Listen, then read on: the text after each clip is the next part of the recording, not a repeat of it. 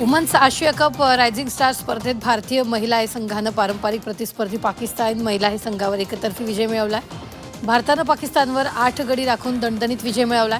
भारतीय महिलांनी टिच्चून गोलंदाजी करत पाकिस्तानचा डाव 93 धावात रोखला. प्रत्युत्तरात वृंदा दिनेशच्या अर्धशतकी खेळीच्या जोरावर भारतानं 10व्या षटकात विजय मिळवला.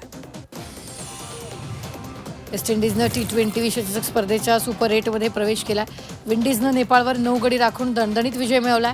वेस्ट इंडिजचा गोलंदाज जेसन होल्डरनं 4 गडी बाद करत नेपाळचा डाव 133 धावांवर रोखला.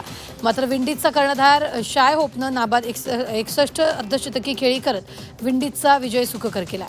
तर या पराभवासह नेपाळ T20 स्पर्धेतून बाहेर पडला.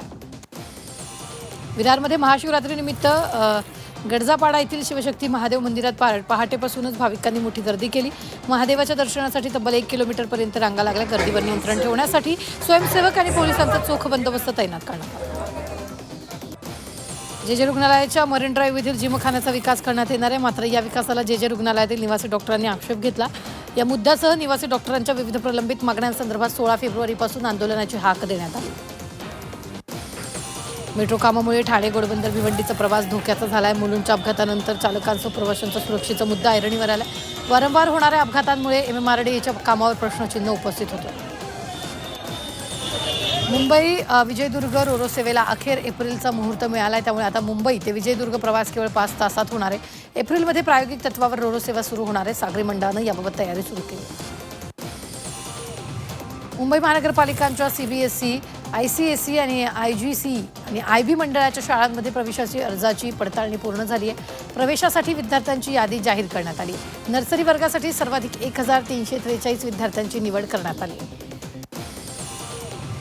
पालघर पूर्व गणेशनगर येथील परफेक्ट कंटेनर कंपनीला भीषण आग लागली आहे. आगीचे लोट संपूर्ण परिसरात पसरले, त्यामुळे नागरिकांमध्ये भीतीचं वातावरण आहे. डोंबिवलीत रविकिरण सोसायटीच्या पार्किंगमध्ये आग लागली. आगीत 29 दुचाकी जळून खाक झाले तर 5 जण जखमी झाले. यावेळी मोठ्या प्रमाणात धूळ पसरल्यानं भीतीचं वातावरण पसरलं होतं. भोपाळच्या कस्तुरबा नगरमधील गोदामाला भीषण आग लागली. घटनेची माहिती मिळताच अग्निशमक दल दाखल होऊन आग आटोक्यात आणली. मात्र आगीत कारखान्यातील साहित्य जळून खाक झाले.